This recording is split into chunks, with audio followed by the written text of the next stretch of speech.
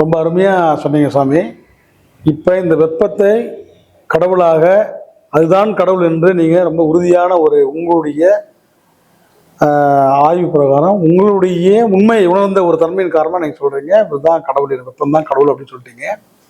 இந்த கடவுளிடம் நீங்கள் ஒரு அருளை பெற்று அந்த அருள் மூலமாக இந்த உலகத்திற்கும் உங்களை தேடி வருவதற்கும் பொதுவாக எல்லாருக்குமே நீங்கள் எந்த வகையிலலாம் நல்லது செய்யலாம்னு நீங்கள் யோசனை பண்ணிட்டு இருக்கீங்க.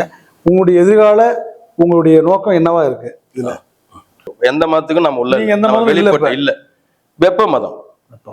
மதம்ன்றது ஒரு கருத்தியல், ஒரு புதிய கருத்தியல். அந்த கருத்தியல்ல வாழ்வியல் சம்பந்தப்பட்டு வரும். இப்ப நாம எல்லாரும் வாழ்றாங்க, நம்ம அவங்கவுங்க மத கோட்பாட்டுல வாழ்வியல வாழ்றாங்க. இப்ப நாம வெப்பம்ன்ற ஒரு கான்செப்ட் இது மதமா பிற்காலத்துல மாறும். அந்த மதம் ஒரு வழிமுறையை உருவாக்கி தரும். அந்த வாழ்வியல் வழிமுறை இந்த நிலையை விட இன்னும் கொஞ்சம் சிறப்பா ஆக்கி தரும் இந்த மனித கூட்டம். இதுதான் நான் உங்களை கேட்டேன், உங்க எதிர்கால நோக்கம் என்ன? நீங்க வெப்ப சக்தியை கண்டுபிடித்து கடவுள் இதுதான் என்ற ஒரு உண்மையை இந்த உலகத்துல யாராலையும் இதுதான் கடவுள்னு டெஃபைன் பண்ணவே முடியாது.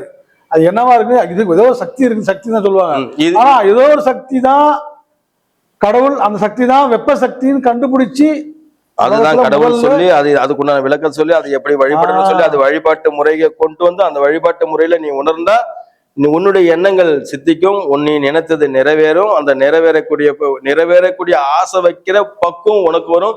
உன்னோட ஆசைகள் நீ நினைச்சபடி நிச்சயமா நிறைவேறும். இதுதான் வெப்பதார சுவாமியுடைய கருத்துக்கள், அதுதான் அவர் சொல்லக்கூடிய அறிவுரைகளும் அதுதான், அவருடைய தத்துவமும் அதுதான்.